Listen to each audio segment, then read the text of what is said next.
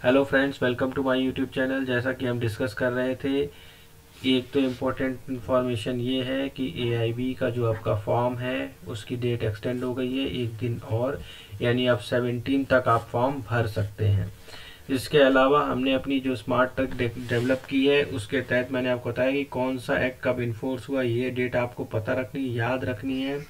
Number 1, इससे question आया है और हर साल 1 या 2 क्वेश्चन इससे आते हैं। दूसरा लैंडमार्क जजमेंट C2 सेक्शन है, जिसमें अभी तक हमने 2 क्वेश्चन किए जो कि बिल्कुल ही हमारे जो इम्पोर्टेंट लैंडमार्क जजमेंट है उनसे आए हैं।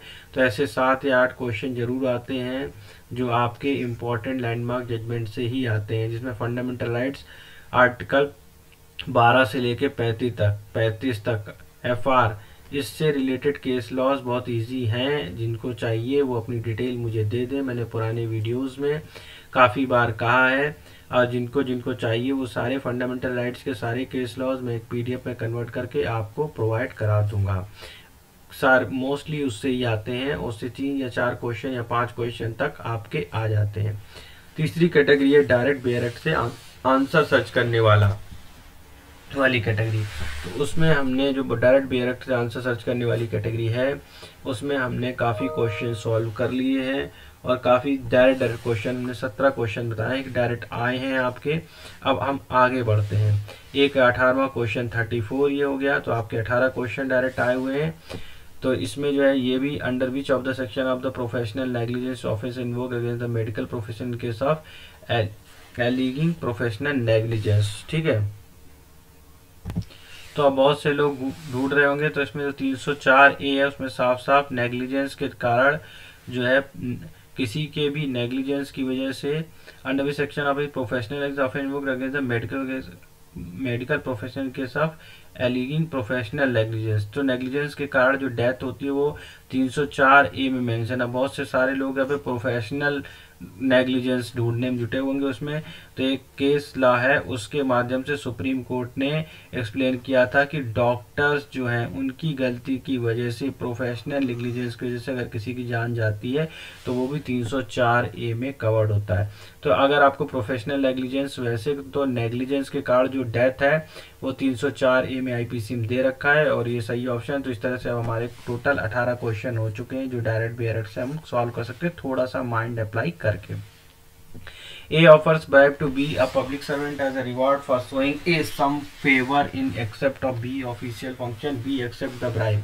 A has abated the offence defined in the under section 160 of the IPC. So इसमें section 161 of IPC इसमें सीधे सीधे दिया हुआ है public servant taking gratifications other than legal remuneration in respect of an official act. So A is a public servant, induced J enormously to believe that A is influenced the government has obtained a title for Z and this includes Z to give money as a reward for his service. A has committed the offence in this section. तो यहाँ पे 161 का जो है offence बनता है इसमें। ठीक है, तो ये बेयर एक्ट में डायरेक्ट क्वेश्चन में हमारे 18 से प्लस होके अब ये हो गए 19। तो ये 19 क्वेश्चन हमारे डायरेक्ट आ गए। ठीक है, अब आ जाओ व्हेन परपेचुअल इंजेक्शंस में भी ग्रांटेड। तो देखो ये डायरेक्ट क्वेश्चन, ये तो उसको पता होगा जिसने करा होगा परपेचुअल इंजेक्शन कब ग्रांटेड होता है।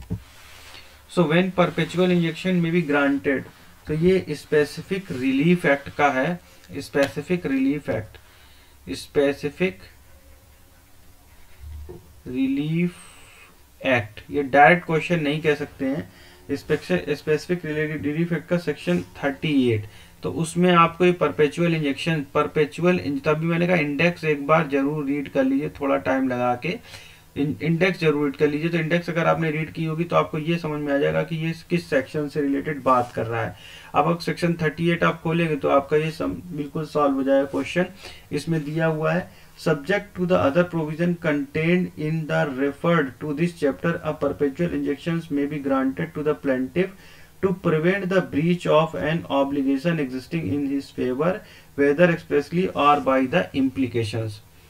ठीक है, दूसरा दिया when any such obligation arise from the contract that the court shall be guided by the rules and provisions contained in the chapter 2। Third दिया हुआ when the defendant invade themself to invade the plaintiff's right or the enjoyment of the property, the court may grant a perpetual injunction in the following case. Number A, whether the defendant is trustee of the property of the plaintiff। ठीक है, तो whether the defendant is the trustee of the property of the plaintiff, तो A तो मिल गया तुम्हें। B कह रहा है where there exists no standard or assessing the actual damage case are likely to be caused by the invasion। ठीक है, no standard assessment of the actual damage, ये भी मिल गया आपको। सी कह रहा है where the defendant is the trustee of the property of the plaintiff, whether the invasion is such that the compensation in money would not be afford adequate relief, तो compensation money would not be afford the adequate relief.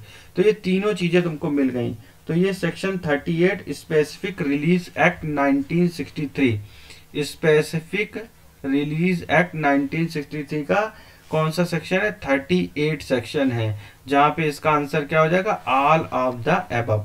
तो ये हम वैसे इसको direct question में नहीं गिनते हैं, अगर डायरेक्ट क्वेश्चन में गिनते तो हमारे क्वेश्चन की संख्या हो जाती 20, लेकिन इस क्वेश्चन को हम डायरेक्ट नहीं गिनते क्योंकि ये क्वेश्चन वही व्यक्ति कर पाएगा जिसने थोड़ी बहुत भी अकल लगाई होगी या जिसने थोड़ा बहुत भी इंडेक्स पढ़ लिया होगा। थोड़ा टाइम दे दो अपने आप को, बेयर एक्ट की इंडेक्स जरूर पढ़ लो, नहीं देखो परपेचुअल इंजेक्शन आपके दिमाग में हिट किया रहेगा अगर आपने इंडेक्स 1-2 दिन लगा के पढ़ ली तो अच्छे से। ठीक है, तो इसमें जो है दूसरा क्वेश्चन है, ये कंपनी से to ensure that no one else can use their logo, copyright, trademark, patent, industrial design. ये बहुत इजी क्वेश्चंस हैं, तो इसका सही मार्क है लोगो में, अगर कोई और लोगो नहीं यूज करेगा तो इसका सही मार्क है ट्रेडमार्क। तो आइडियली तो ये क्वेश्चन भी आपका सही हो जाना चाहिए। तो टोटल क्वेश्चन हमारे कितने हुए? C1, C2, C3 कैटेगरी के। पहली कैटेगरी में एक क्वेश्चन सही हुआ था, अभी हमने इसको किसी कैटेगरी में ले लिया। C1 में एक क्वेश्चन हमने सही कर दिया था, C2 कैटेगरी में हमारे 2 क्वेश्चन सही थे, C3 में हमारे 19 क्वेश्चन सही हो गए हैं। अब ठीक है, 19, 20, 21, 22 क्वेश्चन आपके अभी तक सॉल्व हो चुके हैं। अब देखो सीधा सीधा question, section which section of the arbitration and conciliation act dealing with the time of commencement of arbitrary proceeding is. तो देखो भाई 21 सेक्शन देख लो, आर्बिट्रेशन एंड काउंसिलेशन एक्ट का सेक्शन 21। तो ये बुक जरूर ले जानी है, बेयर एक्ट भूलना नहीं, आर्बिट्रेशन एंड काउंसिलेशन एक्ट, इसका सेक्शन 21। तो अब हमारे क्वेश्चन जो है 19 से बढ़ करके हो गए 20, जो डायरेक्ट बेयर एक्ट से आए हुए हैं। ठीक है, amount of deduction under section 24 of the income tax act from the annual value is. तो ये वैसे तो 30% होती है, तो इसका क्या होगा? 3/10। ठीक है, एनुअल वैल्यू का, लेकिन फिर भी ये डायरेक्ट नहीं है तो हम इसको काउंट नहीं करेंगे। The test of reason not wholly, 40 question number भी डायरेक्ट नहीं है। The power to enact the law relating to the citizenship of India is left to under the provision of article 11 of the Indian constitution. ठीक है, the power to enact a law relating to the citizenship of India is left to. तो ये हो गए 21 question, ये 41 question मिला करके 41वें question मिला करके 21 क्वेश्चन, जिसके 2 क्वेश्चन वो और 1 क्वेश्चन वो, 21, 2, 22, 23 क्वेश्चन ऐसे जो डायरेक्ट क्वेश्चन आपके मिल चुके हैं। ठीक है, ये देखिए, payment of compensation to railway employees by the railway administration for the injury accident govern by the employ compensation act, payment of wages, right to person of disabilities act, worker compensation act.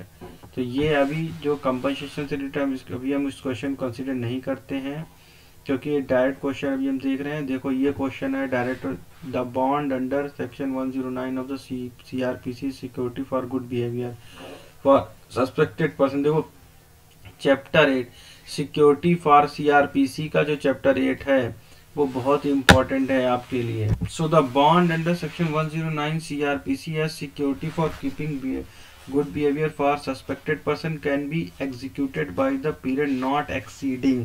देखो ये मैंने पढ़ाया है section chapter 8 CRPC में, उसमें मैंने सारी category बताई है, लेकिन ये मैं अभी हम क्वेश्चन करा रहे हैं डायरेक्ट क्वेश्चन। तो डायरेक्ट क्वेश्चन में देख लिए सेक्शन 109 CRPC खोलिए, उसमें साफ साफ क्या लिखा हुआ है। When an executive magistrate receive information that there is, उसकी लोकल जुरिडिक्शन में person taking the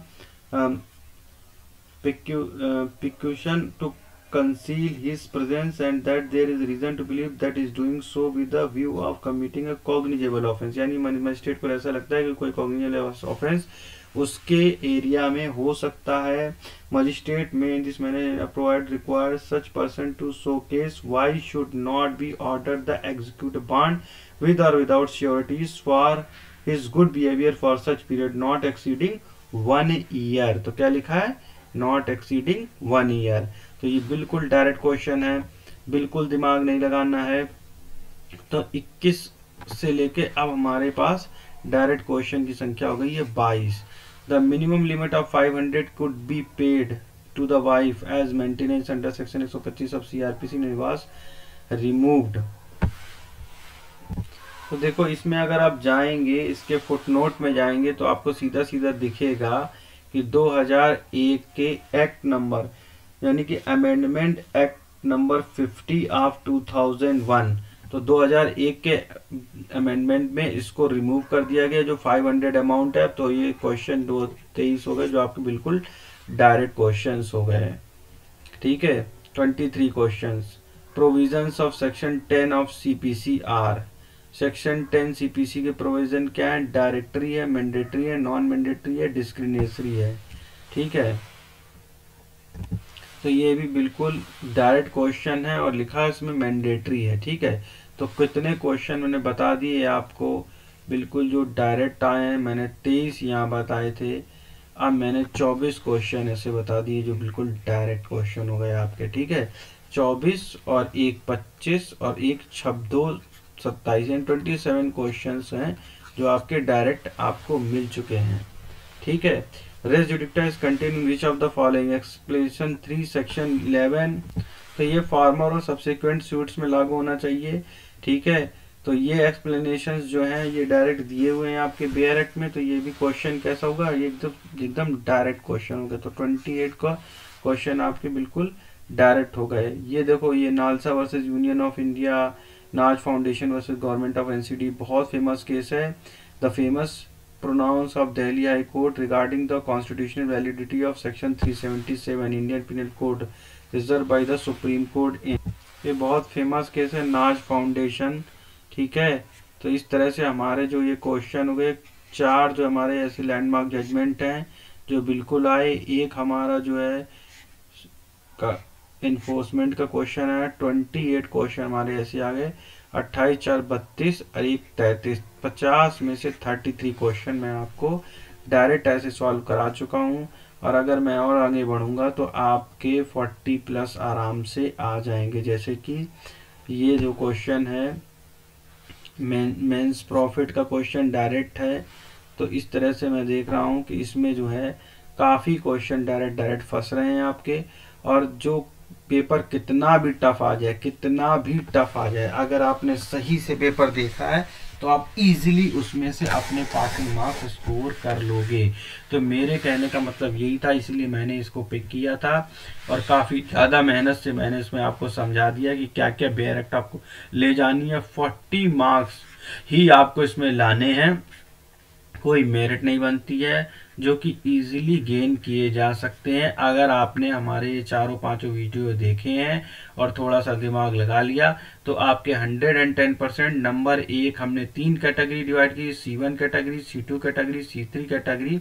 C1 category मैंने आपसे पहले कह दिया कि सारे एक्ट का इन्फोर्स हुए ये लिख के ले जाओ, 2 से 1 या 2 या 3 क्वेश्चन इसमें से आते हैं। C2 को कैटेगरी में जितने भी इम्पोर्टेंट लैंडमार्क जजमेंट हैं, जितने भी इम्पोर्टेंट लैंडमार्क जजमेंट है वो सारे के सारे पढ़ जरूर लो एक बार, वो सारे आते हैं।